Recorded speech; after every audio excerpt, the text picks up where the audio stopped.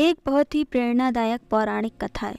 मंकणक नाम के एक साधक थे। भगवान शिव में उनकी आस्था थी।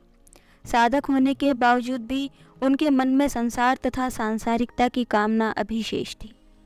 धन की कामना, यश की कामना और पुत्र की कामना यदा कदा उनके मन को घेर लेती थी।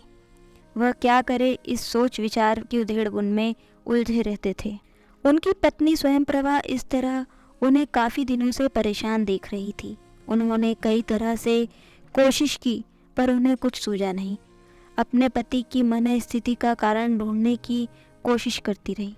अतः उन्होंने एक दिन साहस जुटाकर स्वयं मंकणक से यह बात पूछी।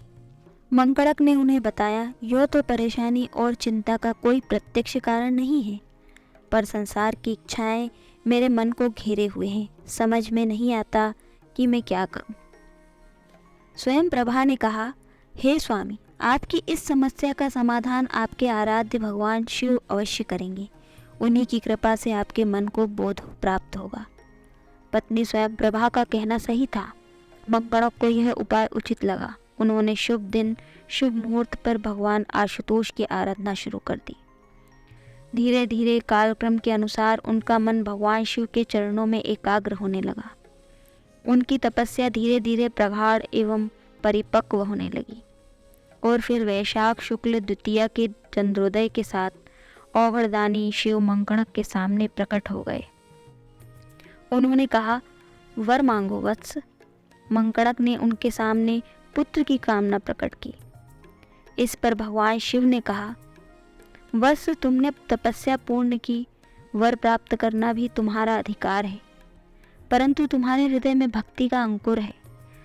बस इसी कारण पूछना चाहता हूँ कि पुत्र किस लिए, पुत्री क्यों नहीं। इस पर मंकणक ने कहा, प्रभु, पुत्र आगे चलकर सहायक बनता है, जबकि पुत्री तो विदा होकर ससुराल चली जाती है। उत्तर सुनकर भगवान शिव हंसे और बोले, वत्स मंकणक, तुम तपस्वी हो, तुमने शास्त्रों का सही प्रकार से अध्ययन किया है।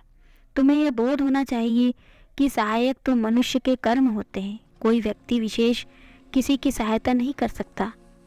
घर में पुत्र हो या पुत्री, उसे संस्कार देकर, शिक्षा प्रदान कर उसके व्यक्तित्व को समुन्नत बनाकर समाज को अर्पित करना माता पिता का दायित्व है।